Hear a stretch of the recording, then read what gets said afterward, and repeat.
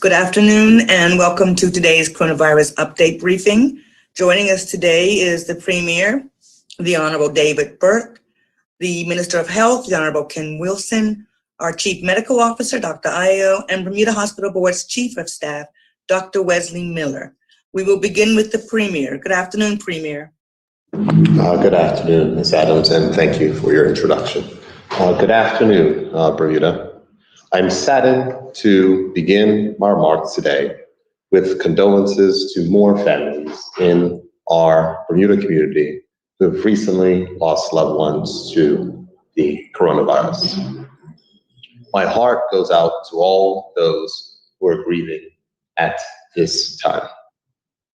This afternoon, I'm pleased to be joined by the Minister of Health, Honorable Kim Wilson, Chief Medical Officer, Dr. Ayo Oyeloye, and the Bermuda Hospitals Board Chief of Staff, Dr. Wesley Miller, each of whom will address you this afternoon. To begin, we will start and have remarks from our Minister of Health. Minister? Good afternoon, everyone, and I too would like to join in the wishes of condolences and the expression of our prayers and our deep felt sympathies to those family members and friends who have recently lost a loved one to circumstances related to the coronavirus. It does appear, however, that our numbers are trending in the right direction and our active cases are decreasing. I want to thank everyone for doing their part and making an effort to stop the spread of this very, very aggressive Delta variant. However, we must not be complacent. We must not let our guard down, and we must continue to do everything that we can to avoid getting infected with COVID-19. We have completed week 38 of our vaccinations, and since January 11th, Bermuda has administered a total of 87,723 vaccinations.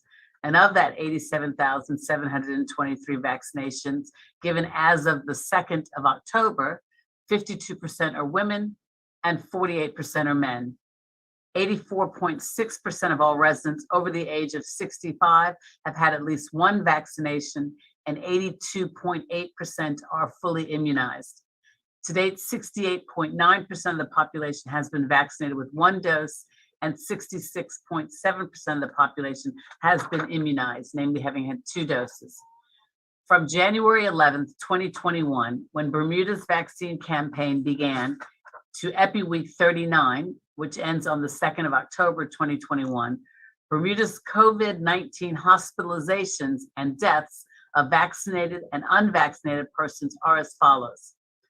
276 hospitalizations, and that includes repeat admissions, of which 249 or 90% were persons who were not fully vaccinated, and 27 or 10% were fully vaccinated.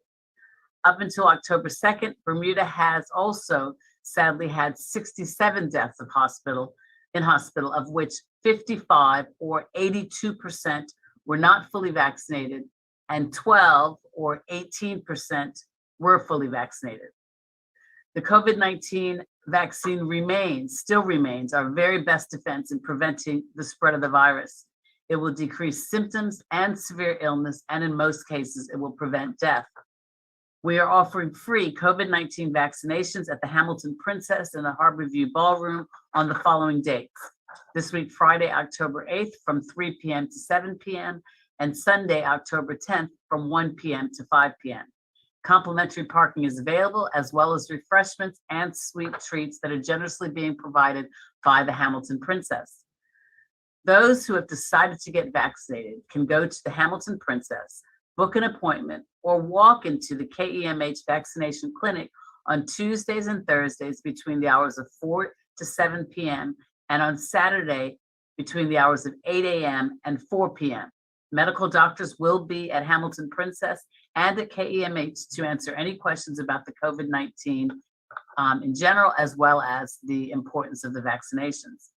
Tomorrow, we will receive 11,700 vaccine doses from the United Kingdom, and we will begin administering boosters this week, Saturday, the 9th of October, and Sunday, the 10th of October, at the rest homes and at King Edward Memorial Hospital Vaccine Center, respectively. The rest home residents and staff will receive boosters And those that are interested in being newly vaccinated at the rest homes will also have an opportunity to receive first doses at that time as well. The KEMH Vaccine Center has committed to, excuse me. The KEMH Vaccine Center has committed to the following booster schedules: Sundays and Wednesdays between 8 a.m. and 8 p.m., and Tuesdays, Thursdays, and Saturdays will remain dedicated to first and second doses. A second vaccine center is scheduled to open the week of October 12th at the National Sports Center for persons 65 years of age and over. Persons are eligible for the booster vaccine after 6 months of their second dose.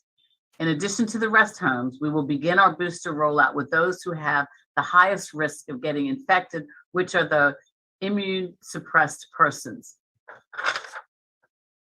Immune suppressed are those with underlying conditions that make them highly at risk of severe illness if they were to contract COVID-19. The following categories for the rollout will be those that are 65 and over, and then healthcare workers. The rollout is designed to ensure those that are vulnerable and those that work in high-risk environments are a priority for the booster shot. In addition to starting boosters at the rest homes, an antigen testing program is in its final stages of development also for our rest home staff. This additional screening, along with the booster deployment, will provide more tools to effectively assist in mitigating mass outbreaks in our rest homes. I will remind residents intending to travel to the United Kingdom who have been fully immunized in Bermuda with the vaccine Pfizer, who do not wish to quarantine whilst in the UK, you can request a proof of UK vaccination confirmation letter. The letter is a UK government requirement for all overseas territories, which verifies that you have received a vaccine prescribed by way the UK vaccine distribution program. You can generate the letter yourself by going to www.gov.bm/vaccine-certificate. The process is quick and simple and similar to the way in which you would self-generate your safe key. The UK vaccination confirmation letter cannot be generated for residents who have had their doses overseas or those who have received a vaccine type other than Pfizer. Using this process requires an email address tied to your local vaccine record. Those who cannot use the automated process can call 444-2498, option 2, to request to have the letter generated, but there will be wait times associated with using this option due to the high demand. Requesters must be ready to provide their passport number to generate the letter. Finally, just a quick reminder that the Ministry of National Security, the Bermuda Police Service, and the Ministry of Health have introduced fixed penalty tickets, which allow for police officers or a public health compliance officer to enforce the COVID-19 regulations to issue on-the-spot tickets on any individual, business, or organization in contravention of the law. The fixed penalty tickets are almost identical to the standard traffic tickets and filled out in the same way. A person will be invited to sign the ticket and will then be given the summons portion, which contains information on where to pay the $500 fixed penalty at the Hamilton Magistrates Court. Another matter I want to raise before I end is that due to the sheer number of cases, we require the public's assistance in contacting close contacts to reduce further spread. Please provide an email address on your COVID test booking if you want to benefit from the speedier automatic notification process. We all must work together to help stop the spread of this virus throughout our community. When a test result comes back positive, persons will be notified via the email address provided on their test booking. The notification email will include necessary information on the steps the person who tested must take concerning isolation and other matters. It will also include a link to an online form that allows that positive person to list their close contacts to be notified about their exposure without disclosing who the positive person is. Please remember, we must all do our part to help to stop the spread of the coronavirus. Continue to follow public health guidelines, wear a mask, practice good hand hygiene, maintain physical distancing, and download the We Help Bermuda app. Thank you. I'd like to now turn over the rest of today's proceedings to the Chief Medical Officer, Dr. Ayo.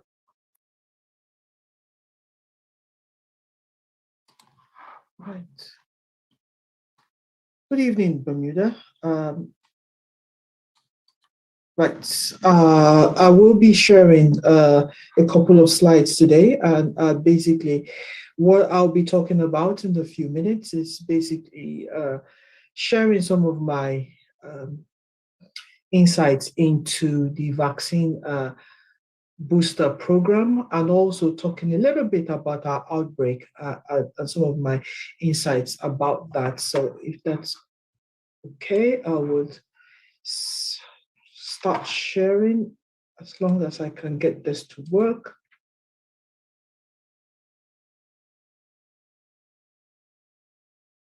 Okay. Right. Thank you. So as I mentioned before, it's going to be a little bit about the vaccine booster and also a little bit about our outbreak. So why are boosters important? There are a lot of studies that shows that like all immune response after vaccination, and indeed after after infection, the amount of protection that the body has decreases over time, and the body is less able to defend itself against the same infection or variants of the same infection over time. The data that we've seen from well-conducted studies shows that the booster increases immunity for people who finish their primary course of vaccination, that's having the first and second dose, from 6 months after the time.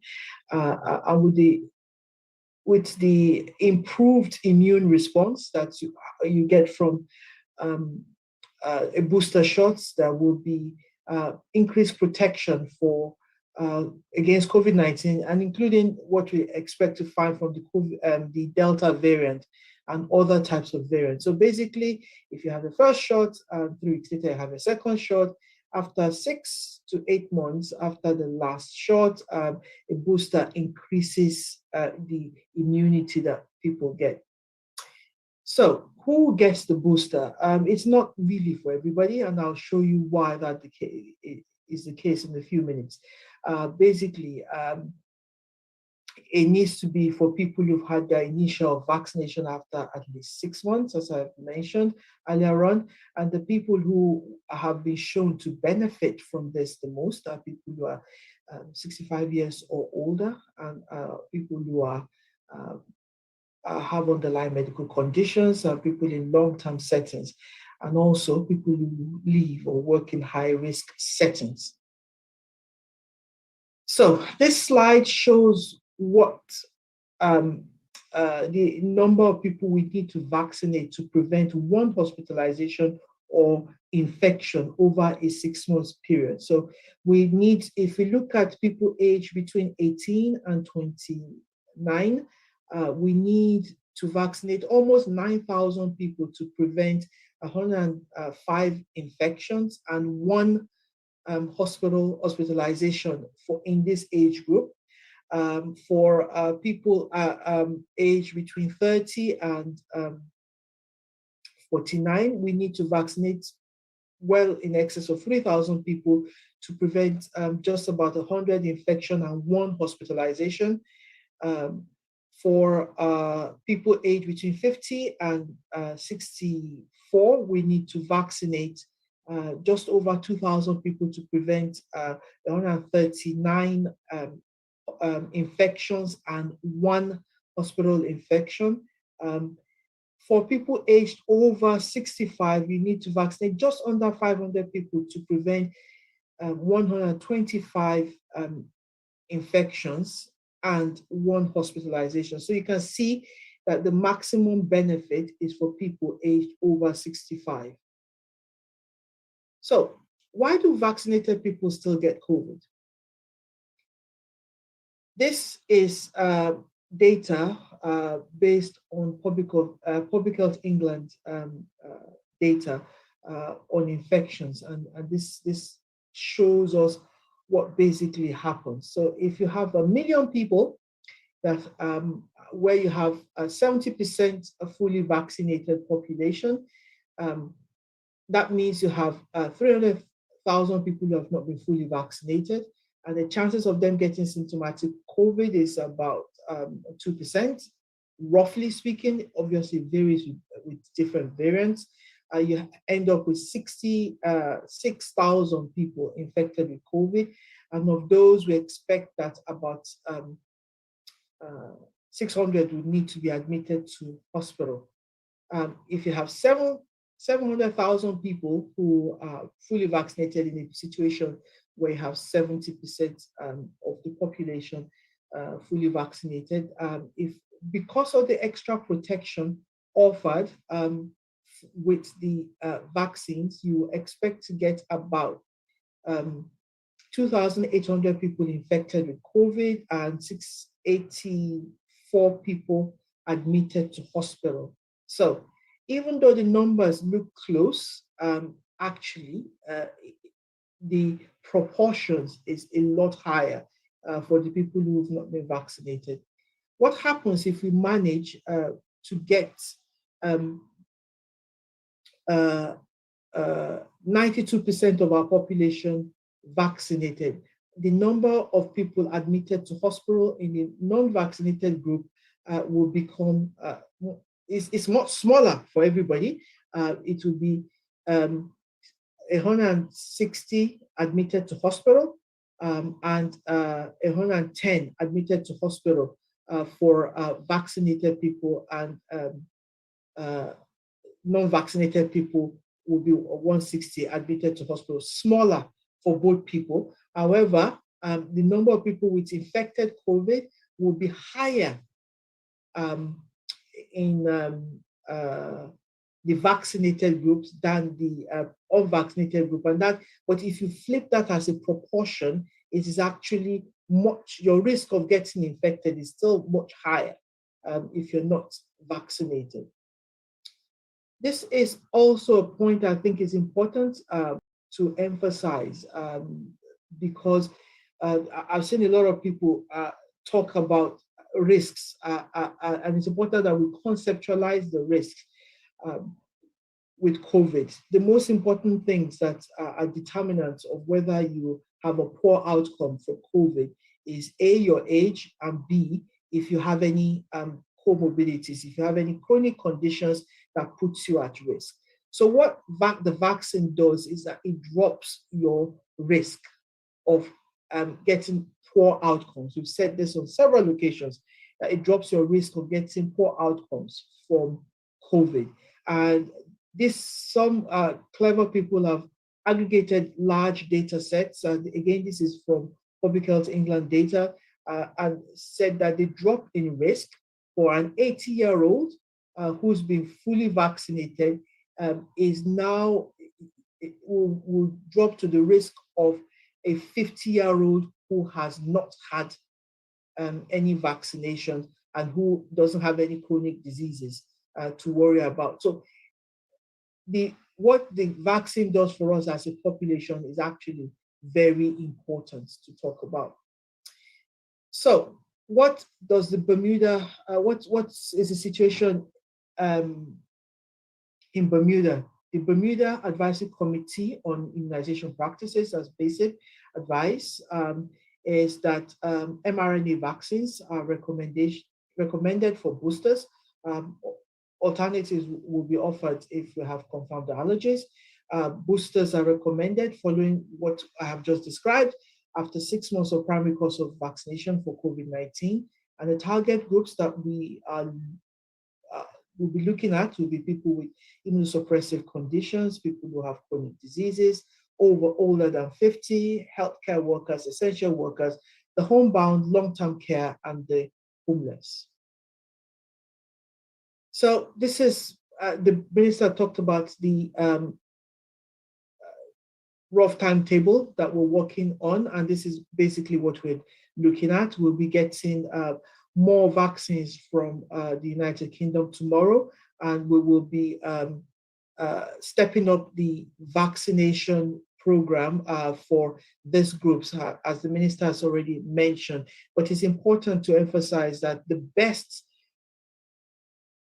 outcome for us is to get more people have their primary vaccination. So the first and second doses, that is important, and we will not be stopping that during this process. We'll be expanding that as much as possible to get as much people as possible vaccinated with their first and second doses. So that's what's going to happen. Again, this is a slide that shows the risks of hospitalizations and deaths, unfortunately, when people looking at the data for Bermuda specifically, and the minister has talked to this, 90% of all COVID-19 hospitalizations since vaccines became available have been in people who have not been vaccinated, and 82% of all the deaths that have happened since, of COVID deaths that have happened since vaccines have been available, has been in people who have not been vaccinated. So this is our epidemic curve. You will notice that we've had 4 successive waves, and each wave is getting increasingly worse than the previous one.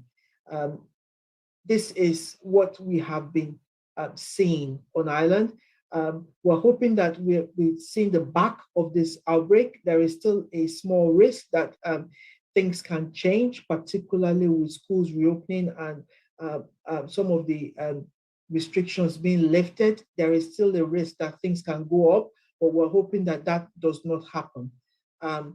What we have seen so far is that when you have a population that remains unvaccinated, you will have a susceptible population, and if a new variant enters that population, basically, and it gets established in that population, the infection rate increases significantly because of that.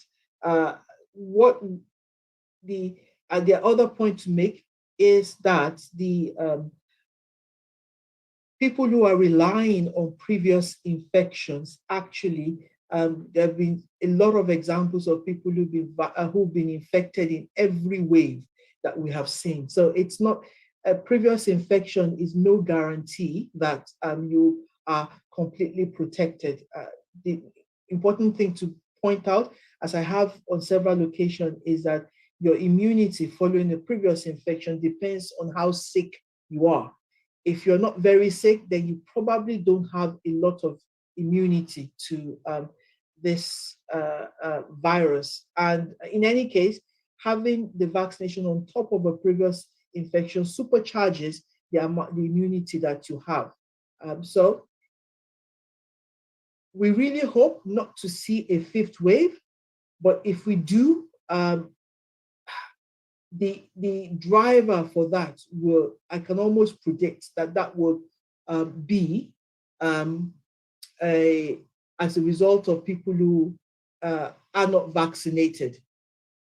And as we have seen from previous waves, things tend to get worse with successive waves. So we're hoping that this doesn't happen, but if it does happen, the driver for that outbreak will be people who have not been vaccinated. So I just briefly like to talk about antigen testing before I finish. The policy for antigen testing has now been published, and that is now available. And colleagues in the Bermuda Health Council has also published their guidance on what would be acceptable for use. A couple of laboratories have been accredited to provide antigen testing as well. The key thing to mention is that antigen tests are less sensitive than PCR tests, and public health actions are based on PCR tests. So antigen tests work best when the viral load is high, and they can be used, if used properly, and that's used frequently, as a screening tool. If you have a positive antigen test, that will be followed on by a PCR test, and the public health actions will follow the PCR test. So if you have a positive PCR test and you then do an antigen test that tells you are not positive, that does not negate what you get from your PCR test. It's important that I stress that, because that the public health actions that keeps us all safe is based on the PCR test. So I'll stop there and pass over to my colleague, Dr. Wesley Miller from the hospital. Good evening, Bermuda. I must join the Premier, the Minister, and Dr. Ayo in expressing condolences to all the families who have lost loved ones due to COVID. We are particularly grateful to those who have helped us in many ways to protect the BHB when we seem to be at the point of being overwhelmed. We still have challenges, but happily things are moving in the right direction. We have gone as high as the high 60s in terms of the number of patients in hospital. Today, the number is significantly lower, but still more than it was at the peak of the previous wave. So it put things in perspective, as Dr. Ayer would have shown from his graph, that this first wave, the second, the third, and the fourth wave was a giant compared to all others. But the good news is that we're now seeing for the first time over the last week that COVID discharges are more than COVID admissions. So we had 31 admissions for COVID in the past week and 41 discharges. So that's good news. On the other hand, the admissions to ICU still continue to outpace discharges from ICU. The overall number of patients we have in the intensive care unit is less than, say, a week ago, but only slightly so. And we're still in the position where we have to use not only the main intensive care unit, but also the satellite units that we created. It must also be pointed out that the intensive care unit is there not just for COVID patients, but for other very ill patients. So at the present time, in addition to dealing with COVID, we have other very ill patients to deal with. In terms of the impact on staff, again, we can report a somewhat improved position. We still have challenges. We still have to rely on the operating theater staff, those from PACU and the perioperative area, being available to run the satellite ICU, as well as helping in the main ICU and in other areas. So we expect that to continue, certainly for a little bit longer. Exactly how long we have to watch the trend, because when school reopens, we could see some further adverse movement. Hopefully not with the things being put in place, but one has to be prepared and be nimble in being able to adjust to new situations. Or staff vaccine, unfortunately, I don't have the updated figures today, but the last week we were at 76% of our nurses fully immunized and 4% were in the process.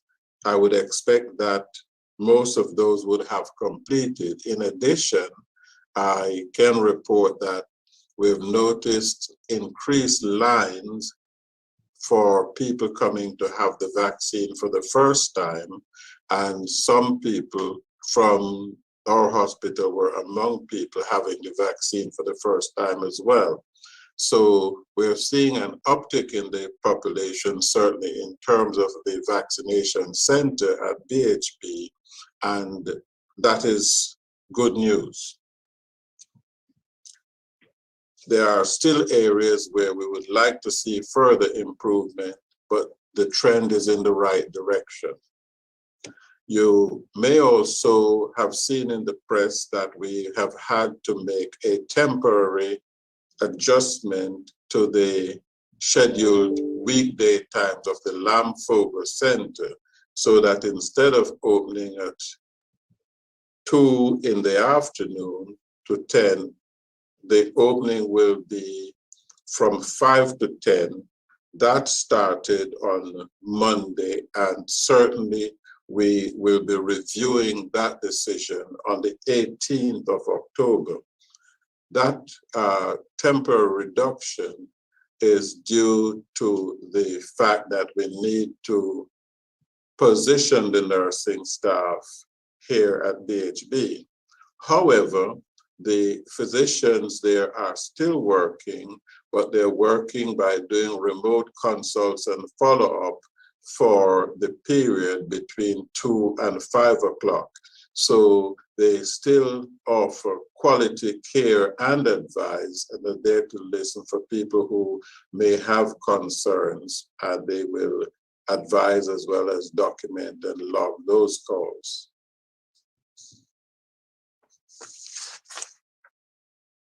And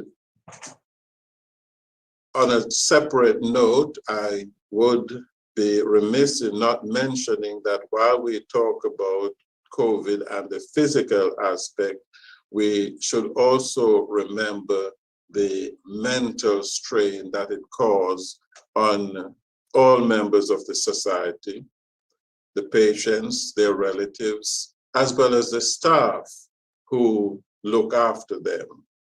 And this week in particular is Mental Health Week, so no better time to remind the public that should they have concerns or if they're stressed, then there is help available. And certainly BHB has a 24-hour hotline. The number is 239-111. And in the worst case scenario, we also will be happy to see them at the urgent care center or at the emergency department. We do expect that a significant number of people will experience anxiety and depression. They should not see it as being weak. Too often, folks are reluctant to seek help, especially where stress and mental issues are concerned, because they fear that they may be criticized or there may be some stigma. There won't be any. It is expected, and help is available. And I would urge those so affected to use the help and talk to us, because we certainly care and we understand.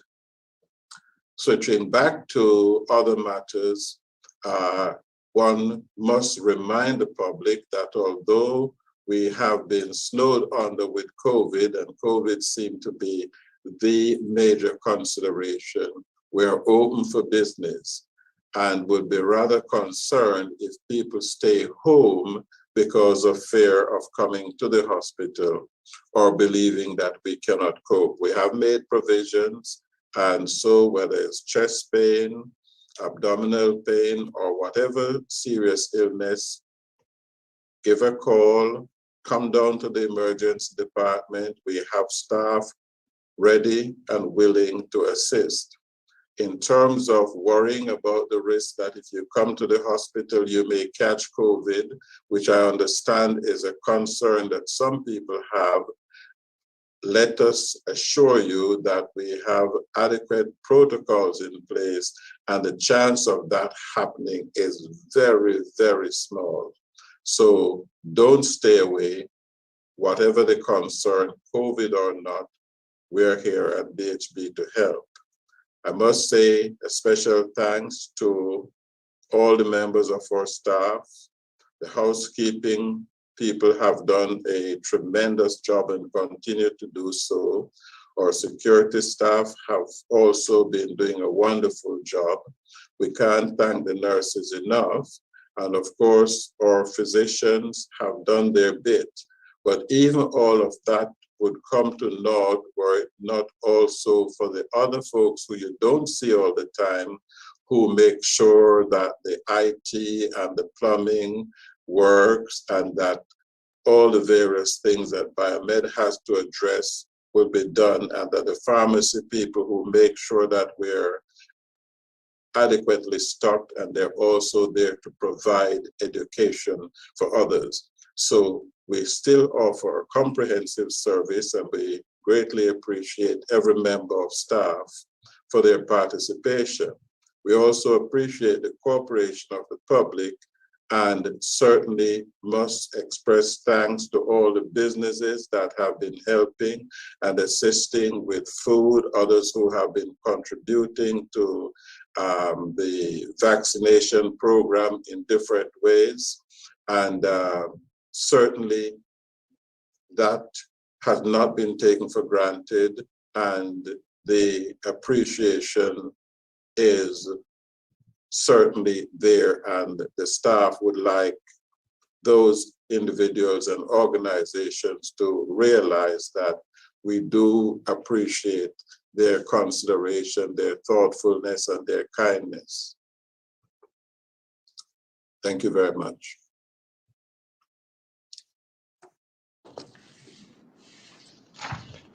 Thank you, Minister of Health, CMO, and Dr. Miller for your remarks this afternoon and for your continued hard work and dedication to helping our country through this pandemic and this current surge of the Delta variant. Thank you also to your teams at the Ministry of Health, the Office of Chief Medical Officer, and the King Edward Memorial Hospital. Your teams have been on the front line from the very beginning and continue to work tirelessly in service of our country, and we remain grateful for all the work that they do. We, the people of Bermuda, can assist their hard work by doing our part to contain this current outbreak by following the public health regulations and protecting ourselves in the best ways we can. This includes the basic methods, which we have all known from the very beginning, such as washing or sanitizing your hands, maintaining proper physical distancing, and wearing a mask when you are not able to physically distance. Our primary goal as a government remains to get students back in the classroom as soon as possible.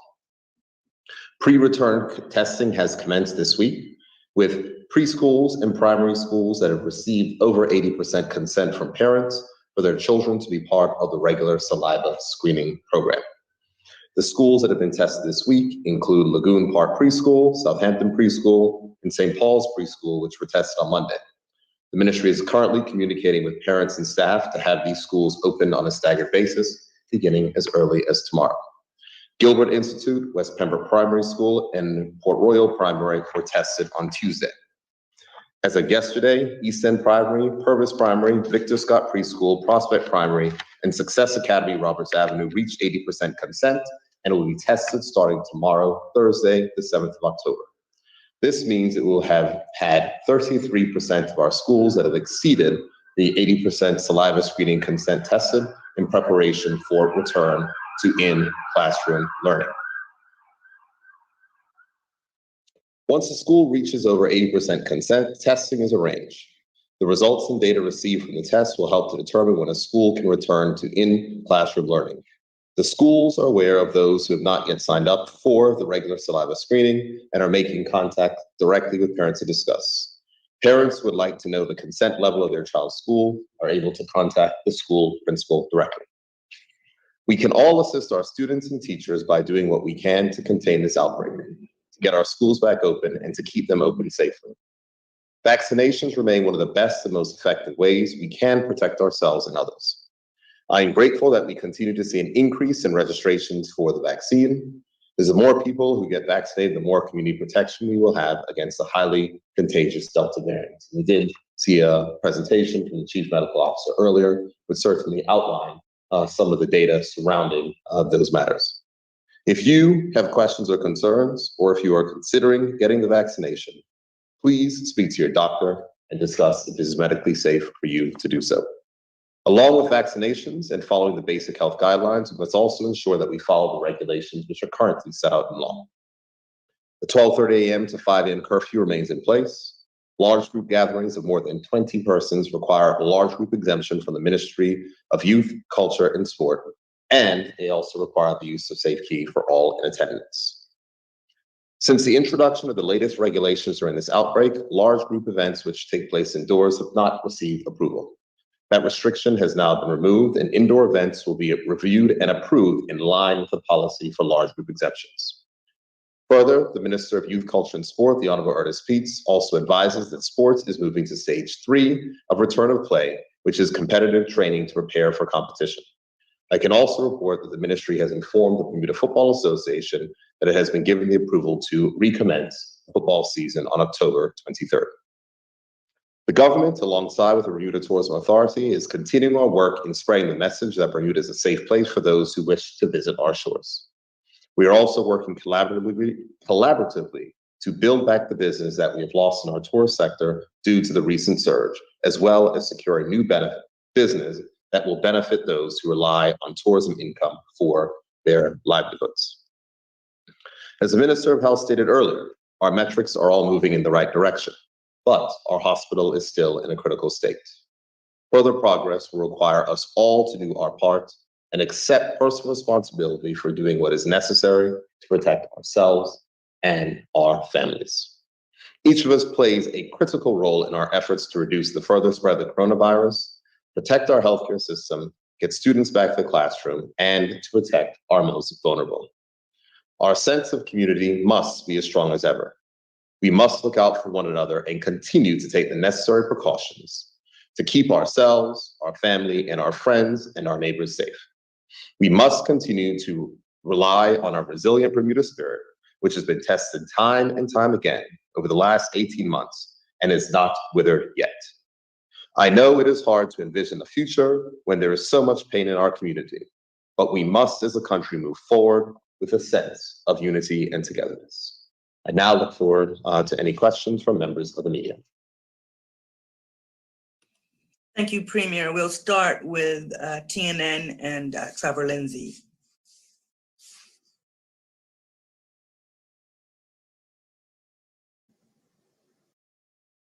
Trevor? Premier, we'll start with... Yes, good afternoon. Good afternoon. Can you hear me? Good afternoon. Thank you much. Trevor Lindsay, TNN. My first question is for the Chief Medical Officer, Dr. Ayo. Doctor, there are rumors being spread on social media questioning your qualifications. It's causing some concerns in some sectors. We know that these rumors are false, but could you provide some reassurance to those that may have great concerns? So, Trevor, could you educate me? What rumors are these? Oh, you didn't see the rumors? The rumors that your qualifications as an MD is not correct. You've done 10 years as a treasurer in your home country. You didn't see the rumors. There are a selection of about 5 pictures on social media challenging your qualifications. Well, I really don't spend my time listening to things like that. So if anybody wants to question my qualifications, let them say it to my face. I would have an answer to them when they say it to my face. I don't know what you're talking about, unfortunately. Okay. My next question is for Dr. Miller, and let me declare my interest as I am affiliated with this facility. But there are great concerns in Bermuda as to why the hospital, and can you explain the process to why doctors in ICU are inducing comas for individuals And what is the process? What is the percentage for those that have survived this process and to those that have passed from this process? Dr. Miller.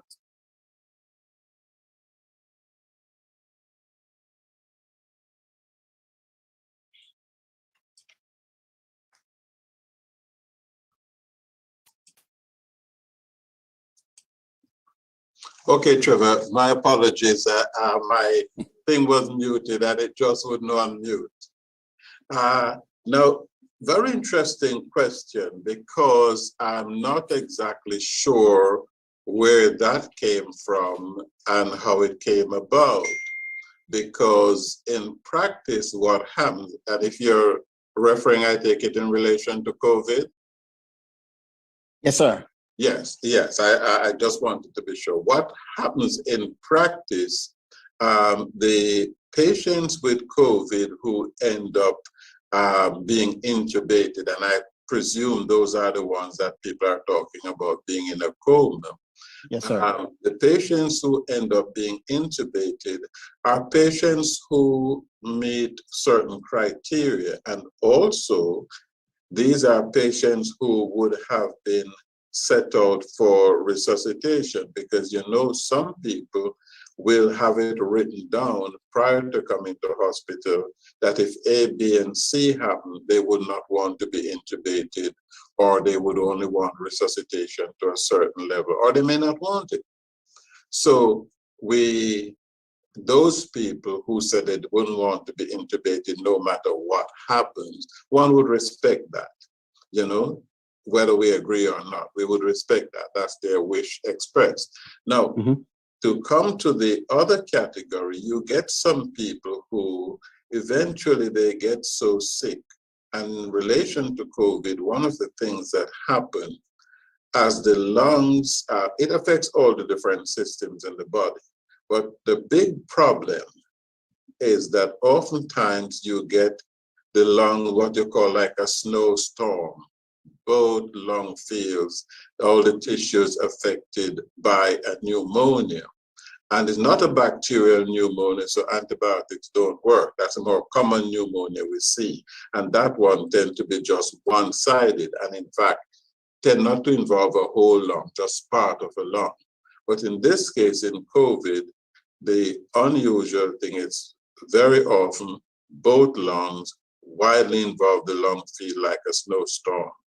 So they get to the point in some cases where you give them as much steroids, dexamethasone, you'll give them some remdesivir, you'll give them other things, and high flow oxygen, because a high flow oxygen is very good. It has been a game changer along with the dexamethasone. Notwithstanding doing all of that, you get some people who you put up to a maximum 15 liters per minute, but they cannot sustain an adequate level of oxygen in their blood. So when they get to that situation where they just cannot breathe what we call spontaneously, to maintain that, even at giving them that high level, it is those individuals who, depending on the wishes that they had expressed before, who would then, some of them qualify for intubation, because what the intubation does now is that the machine takes over the breathing. You're still giving them a lot of oxygen, you're still giving the dexamethasone, you're still giving all the other medication. Now, what happens with COVID, remember I said that it affects a number of other systems. It affects the brain, and so you can get multiple little clots. We refer to them as multiple emboli. So it blocks off different areas in the brain. But it's also knocking the kidneys, because the kidneys get into trouble in more than one way. As the respiration decreases and the heart begins to fail, one, you can't get enough blood to the kidneys. And two, the oxygen supply in the blood is too low, what we refer to as the oxygen saturation. So that falls too low.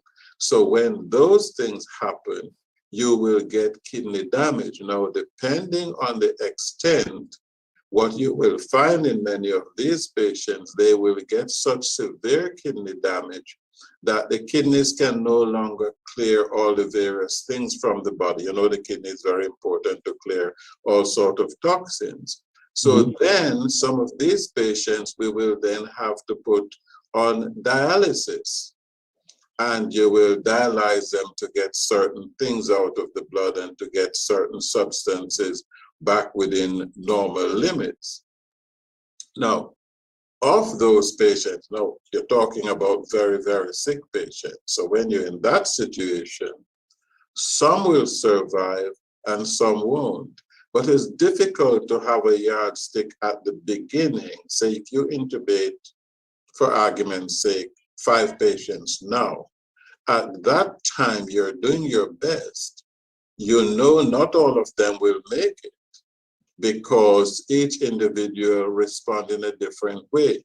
Last week, as we mentioned, that it depends too on what we refer to as the comorbidities. So if you take a guy who is 65 or 70, who had a bit of heart disease to start with, is diabetic, has a few other things going on with him, may even have had a transplant because the kidney had failed before, so you give him a new one.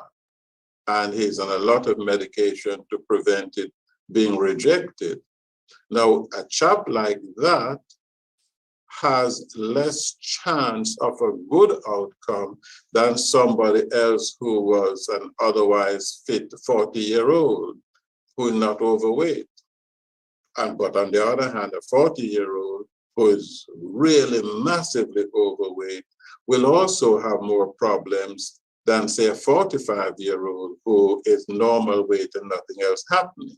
So there are various factors at play, but the decision as to whether or not they get intubated is based in the main on the person no longer able to maintain adequate levels of blood oxygen when you give them the maximum amount you can give via face mask or nasal cannula or the high flow system. I don't know if you can provide the percentage of those that have survived to those that have passed. You probably don't have the numbers there, but no, unfortunately, I don't have those numbers. Okay. You know, at my fingertips. We Okay. do Not a know, problem. however, that when someone with COVID gets to the ICU, you have entered a very dangerous phase. We're extremely worried about someone when we transfer them to the ICU. So it's a sort of thing that you put all the measures in place, but whether it is here, because the other thing I tell people is that we're closely affiliated with Johns Hopkins Hospital in Baltimore, USA. And so we collaborate with them in terms of treatment protocols. Okay. So, you know, one may think we're just acting on our own, but not at all. We collaborate with the best, and we certainly get their advice and input. And they've been very cooperative in terms of helping us.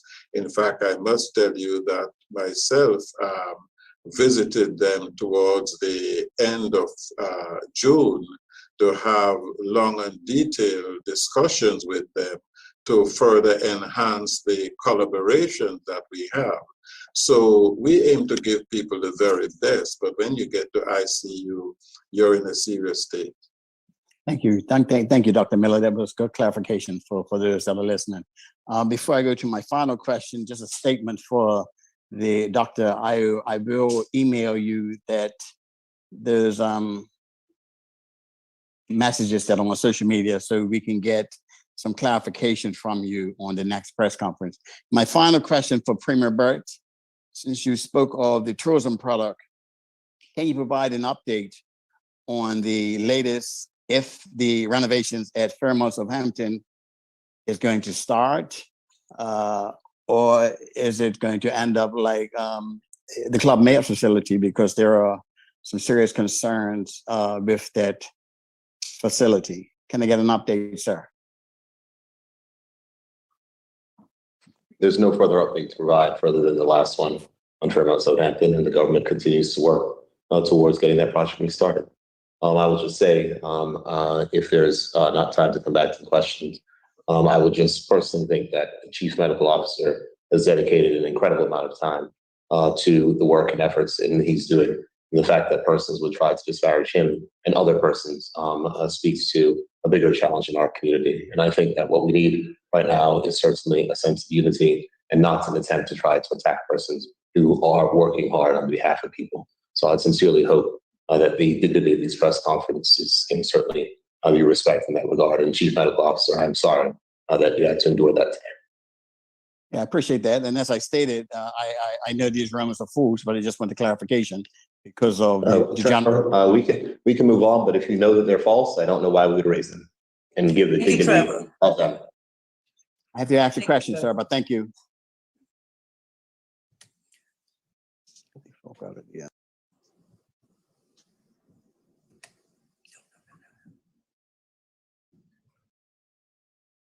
We're gonna have Don Burgess now from Bermuda Broadcasting. Good evening. Dr. Miller, Bermuda Broadcasting has heard from frontline staff at the hospital who are exhausted and in some case traumatized after the past few weeks. The staff are clearly doing their utmost to care for so many very sick patients. And yet we have seen approximately 40 people lose their lives recently. Other first world countries with advanced healthcare systems and similar vaccination rates are not experiencing such a high percentage of deaths in their populations during this Delta wave. And so we've begun hearing criticisms that senior management at BHB were too slow and did too little too late in August and early September in reacting to this fourth wave that was building. How do you respond to these criticisms from your own staff?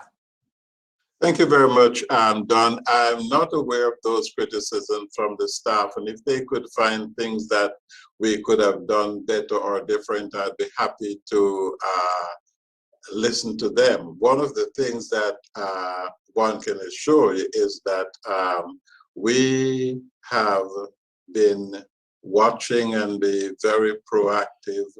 We were encouraging our staff and the population at every opportunity to get vaccinated. BHB,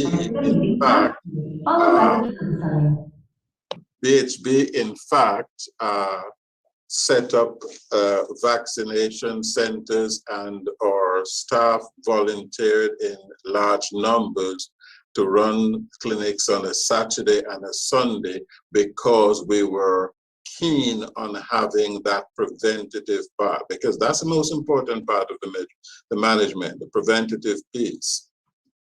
And unfortunately, it's the sort of thing that some people made their choice, which we respect, not to get vaccinated. And that played out with certain consequences. Notwithstanding that, BHB, for instance, well before the numbers surge, and that's why I could reassure others that we can manage, we made sure that we had enough ventilators. In fact, we have 30, and we didn't anticipate that we would need so much, and we didn't, but it was in order to have reserve capacity. What many of the people who may say things may never know, we doubled our oxygen capacity. And had we not done that, we would not have been able to look after many of these very ill patients. But we doubled our capacity, so we were in a position not only to have enough oxygen that we didn't run out, but we were able to assist nursing homes and to assist others who needed oxygen, including even vessels at sea, which were not Bermudan vessels passing and they were in trouble. We were able to meet our international maritime obligations because of our contribution. In addition to that, we made arrangement with respect to staff and leave so that we quickly position things so that we managed the leave, and our staff were very cooperative so that we were able to have our staff on island. But you have to understand, and these are the sort of things that people sometimes may not realize, our normal intensive care capacity is for 8+1 patients, with the understanding that you don't ever want to have it full because you want to be in a position that if there's a road traffic accident with polytrauma or somebody deteriorate for whatever reason, a heart attack, we can look after them. In anticipation of the surge, we commissioned not just one satellite ICU, but 2, so that we more than doubled the capacity. Not only that, well ahead of the peak, we took a decision that in terms of getting nurses, we had an internal resource. The nurses in the operating theater and the perioperative services, they're highly skilled. They can do just about anything. They're well-trained. And so we closed down the elective services so that these resources, these valuable nurses and other staff, would have been available to man the main ICU as well as the satellite ICU that we have.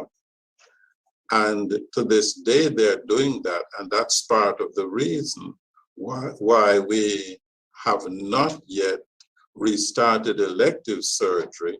And certainly, we're not going to start that before the middle of the month.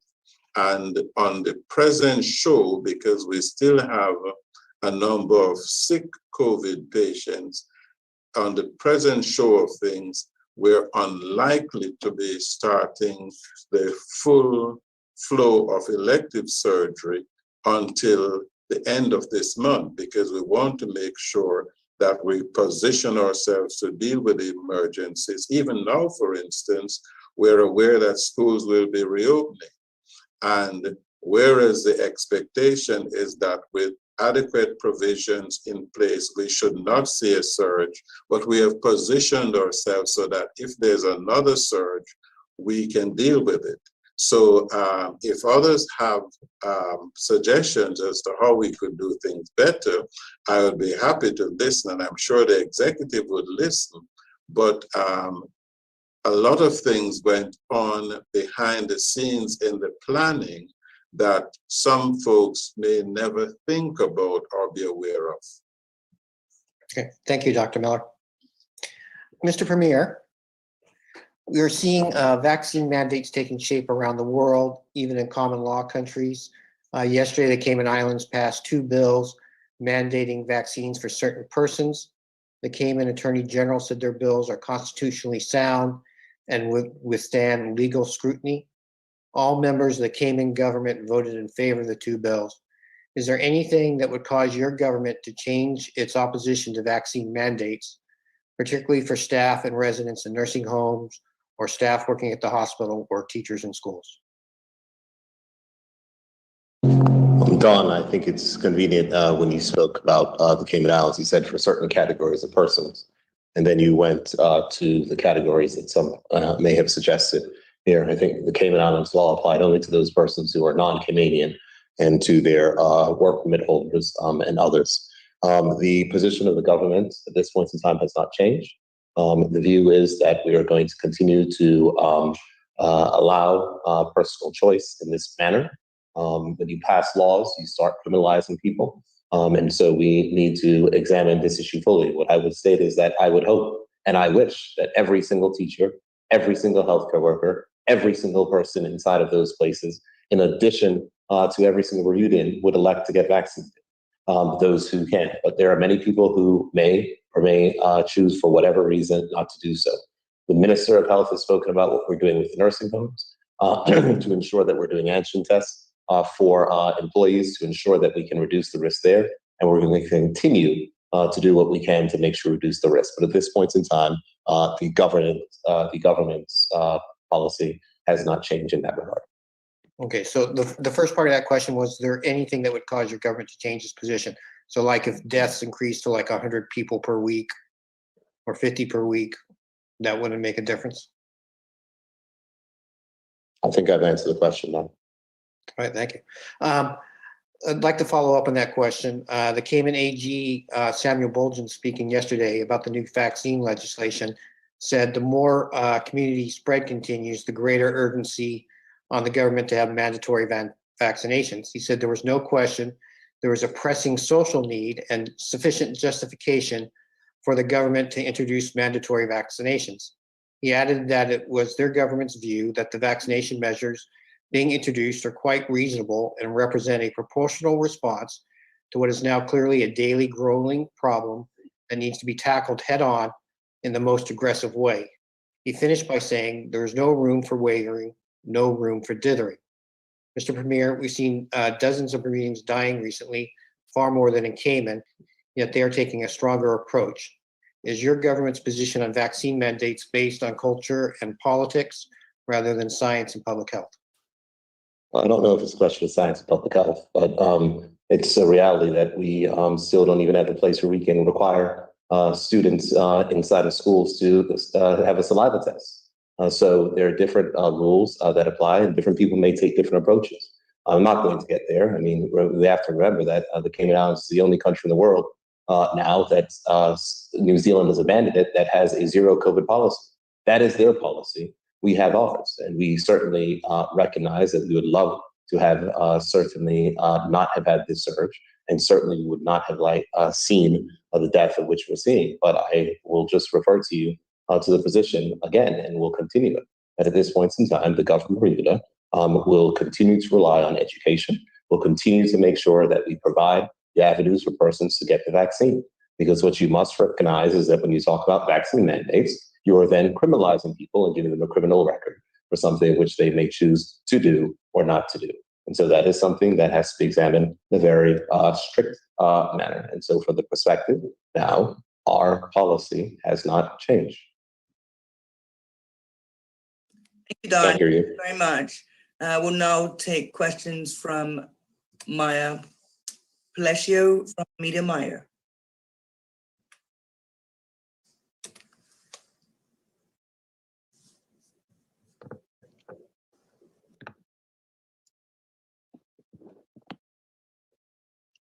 Go ahead, Maya, you're live. Good evening, everyone. Sorry, Maya Palacio here for Media Maya. My first question is for the Honorable Premier. It's more of a reclarification.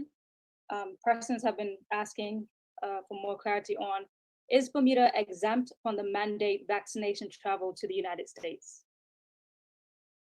I don't believe so, but I don't actually have clarity on that. I haven't actually examined those rules. As you would know, I'm vaccinated, and so I haven't inquired as to what may be required to travel to the United States if I wasn't.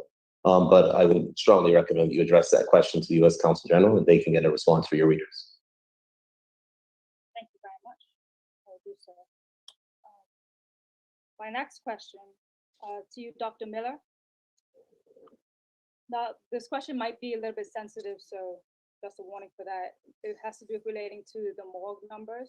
And I was wondering if you could just give the community kind of like an example of step-by-step telling them exactly what are the steps of afterlife care for COVID-19 related death for families to know what their choices are once a family member has passed with a COVID-related death. What are their choices and barriers?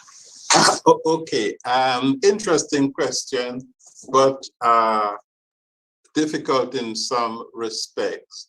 What happens is that there are public health measures in relation to certain notifiable diseases and certain disorders. So there is, whereas say, if somebody died from, say, a road traffic accident, there would be no obligation to give a formal notification to the Department of Public Health. They would know but there wouldn't be a requirement to do so. In the case of someone dying from COVID, there is a requirement that has to be done. It's part of public health requirement and policy, and it tends to be the situation everywhere because the public health has certain commonalities. So the relatives are informed, and public health is informed, whether it is whatever time, day or night, the communication goes through to public health and is accessed by them. So that's the easy part of it. Now, like with anybody else, there is the process whereby any patient is pronounced dead, and so the body couldn't be moved for anyone unless that patient is pronounced dead and certified. Now, that having happened, the usual process would be for the body to go to the morgue, and it would be labeled in such a way that it can be easily identified. Now, what happens is that for some highly infectious diseases, one may have to handle the specimen or the body in a different way. The details of that would be with the morgue attendants and the people who work there. In terms of things like a post-mortem, for instance, if that were to be done, it requires a special type of lab, special facilities, specially trained people. It's not the routine sort of thing. Now, the issue which I think you may be coming to, if I'm right, is the question of us having several bodies at the present time. And that is due more to a number of factors, which the funeral homes have their own challenges. Some of it has to do with challenges that the families have in terms of the sort of burial that they would like. And so we're seeking the cooperation of the public as well as the funeral homes, the funeral directors, but also it does involve the churches, because as you know, many of the burial plots are owned by the churches. And so negotiations go on between the families, the funeral homes, and the churches, especially if someone were to be buried in a plot where, say, it's not their particular church. Say, supposing, just for argument's sake, the Anglican church at some place had 5 spots, then it would be a negotiation as to whether somebody who was, say, AME or SDA or some other church, and that sort of negotiation and the details as to how they come to decisions, I'm not familiar with, and I wouldn't want to mislead you with the comment. So there's that side of it. But what happens now is that with the whole slowing down of the process, the funeral homes seem to have some challenges, and I can't speak for all of them, but some that I'm aware of seem to have some challenges. And so the best that BHP can do is to make sure that the bodies are stored in such a way that they would not deteriorate or decompose. So you have to use very cold temperatures. And by the way, we have seen this sort of things in other parts of the United States. We've seen it in New York, we've seen it in Oregon, we've seen it in Ohio, we've seen it in Texas. So we wish we didn't have that same situation here.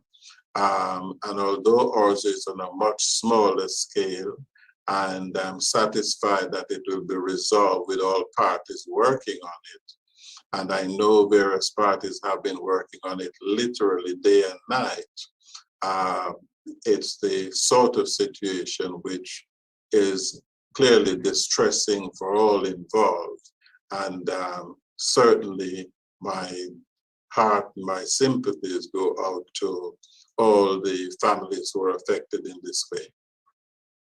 Thank you, Dr. Miller. My follow-up to that would be that some persons are saying that they either have the choices in COVID-related deaths with families to either only have cremation and they cannot do embalming, and also that they're being semi-forced to bury them in clothing that they died in as well.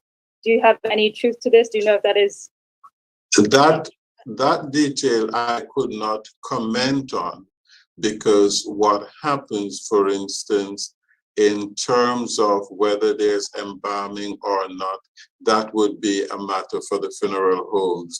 BHP make no decision or comment on that. As to whether they opt for cremation or not, again, BHP make no decision on that.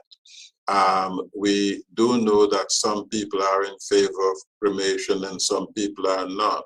And we respect their choices whichever way they make it. So BHP doesn't seem to influence or to pressure people one way or the other. It's an arrangement between themselves and the appropriate funeral homes. What we do ask all the parties concerned is to see how they can make the process move along, so that we don't really have a sad situation lasting too long.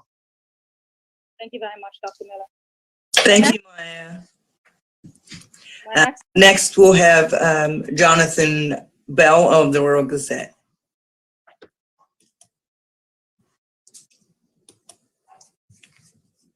Good evening, and thanks for having us. Just checking that folks can hear me. Yes, we can hear you, Jonathan. Thank you. Well, thank you. I wanted to start with a question for the health minister. We're hoping to find out, in terms of our rest homes, how many of our rest homes still have outbreaks? Is there a number on that?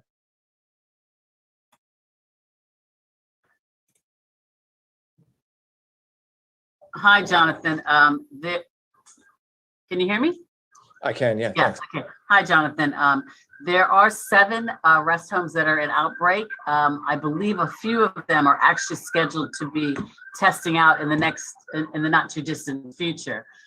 What some of the steps that we've spoken about previously to try to address that, because we do recognize that it is a very vulnerable population, is to commence antigen testing of the staff whilst they're in outbreak, as well as the boosters. You would have heard me say that we are going to start administering boosters to the rest homes on Saturday. And if you don't mind, I just want to clarify something. That's Saturday, the 8th of October, and persons that are interested in getting the booster, they don't register for it. They go online and book the appointment, similar to how we book your test. So you go online, you book the appointment the Tuesday at 3 o'clock, et cetera, however you want to do it. That format, the program for the booking should be up by the end of the week, early next week. And if you are over the age of, if you're not over the age of 65 and your test is not younger than 6 months, you will not be able to book. So there'll be systems in place so that you can only book if you're over 65 and if your last second dose is over 6 months old, as we've indicated. So you go online and book. If you aren't tech savvy or you don't have access to a computer, you can call 444-2498 and select option 2, and they will book your appointment. So you're not effectively registered. You're literally going online because you're already in the system because you've already had your first and second dose. So you're literally going online and booking what date and time is convenient for you. Got it. Thank you for letting me clarify that, Jonathan. Most definitely. This could be one for yourself, or it might be one for yourself, Mr. Premier. It's a question I do hear a lot. It would be great to reassure people, try and clear it up. It's regarding schools and the saliva testing program. Still some issues with that in terms of consent. The question hasn't been asked, and I'm hoping you can clear it up as to why people who have been given consent can't just come into school for in-school learning, and people who haven't given consent remain at home. Hoping you can clear that one up. Thank you, Jonathan. I recognize the concern of parents. My children attend Northlands Primary, and we have not exceeded the 80% threshold. So this personally affects me as well. So it is not as though if I or the Minister of Education does not understand the concerns that which been raised. However, we're moving through this in a systemic fashion. What should be noted, the Minister of Education did state that schools that do exceed the 80% threshold for students to come back to school, they will need to show proof of negative tests. So even those students who do not test will not be able to enter the school and will be sent or be given and or providing learning packets. What I can say is that we're moving through this process. More and more schools are reaching the 80% threshold. We're continuing to work through the process and if there's adjustments that are made when our situation in the country becomes better, then those changes will happen. I recognize certainly the concerns of parents. I am one of those parents as well, so I completely understand it. But we are going through a mechanism that we believe will ensure the best avenue for the safety of our students, both in the short term and also in the long term. Thanks. I guess my final one is for yourself as well, sir. This outbreak is different from the others. I was just curious. I wanted to know what lessons you as a leader have taken away from this latest outbreak. Obviously, we're still in it. Metrics are going well, but what have you personally learned from it as being leader of the country during this? It's incredibly hard to deal with death and significant. You take on, unfortunately, or naturally, probably as a human being, the stress and pain that is felt from the persons of whom you represent.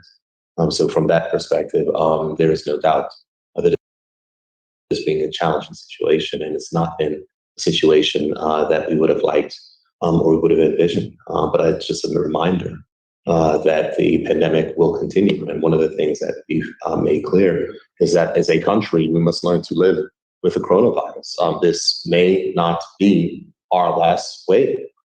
We are a country that relies on having open borders, and we need to make sure that all of us play our parts in making sure that we're responsible. And I think that's the thing that's most important. As a country and a community, it is important that we try to make sure that we remain as unified as possible to attack and to address the challenges in which we have. There are many examples of countries around the world who've been able to get rid of restrictions, do not have their hospitals overflowed because they, as a country, have come together and gone ahead to make sure that they have taken the measures to protect themselves against, to minimize the risk of serious disease or hospitalization, which is what the vaccine allows. And so it is just my hope that more and more persons will recognize that, the Minister of Health or myself or the Chief Medical Officer, Dr. Miller, or the doctors in this country or Dr. Brown or anyone else aren't trying to push poison, aren't trying to, be part of some fake pretend global conspiracy. We're trying to save lives. And it is incredibly painful. And, I recognize the anguish of the Minister of Health. I recognize the anguish of the cabinet colleagues. I recognize the anguish of the persons who are on the front line who have to deal with the strain, deal with the death, deal with the emotional strain of which the Chief Medical Officer has spoken about. So from that perspective, it has been a learning experience.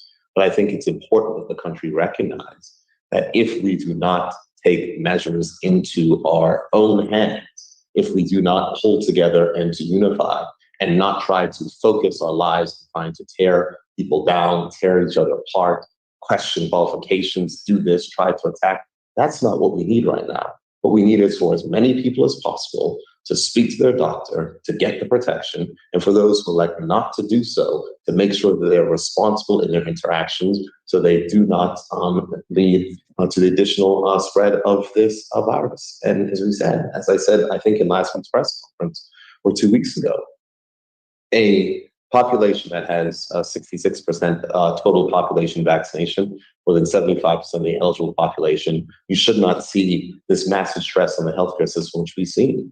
But it is because vaccinations and protections are not uniformly distributed throughout our community. And that's the challenge. So we're going to continue to press the message. We're going to continue to reach people where we can. I am encouraged by more and more people coming forward to say that they're going to take the approved vaccine, and we're going to work through it. So you asked what lessons I've learned. It's that this job is, without question, difficult. And it's not just me. It's the cabinet, it's the members of our caucus who have to deal with the results of the decisions of which we've made. And so from that perspective, I'm grateful for those people on the front lines. And I'm hopeful that we will not have another experience like this throughout this pandemic. And if we all do our part, I'm certain that we can prevent that from taking place. Thank you, everyone. Thank you, Jonathan, and thank you, members of the media. Premier, would you like to say a few closing certainly. remarks? Thank you, Ms. Adams. I just want to certainly thank all the Minister of Health, the Chief Medical Officer, and also the Chief of Staff for their continued dedicated work and effort. I'd just like to reiterate the message that the Minister of Health says. If you're interested in the booster, please do not go on the government website and register as of yet. Please do not. Those are for people who have not yet had a vaccine. So if you're interested in the booster, information will come out. Please do not go on the government website to register for the vaccine at this time. Please wait for information to be shared in the future for a separate site for booster registration. That is very important. I do not wish persons to go to the existing booster vaccination site. Thank everyone for their attention, and I would hope that everyone in the country continues to obey the rules and regulations in place. And again, I express my condolences for so many families who are dealing with the loss of loved ones due to the disease caused by this virus. So with that, I want to say thank you, Bermuda, and good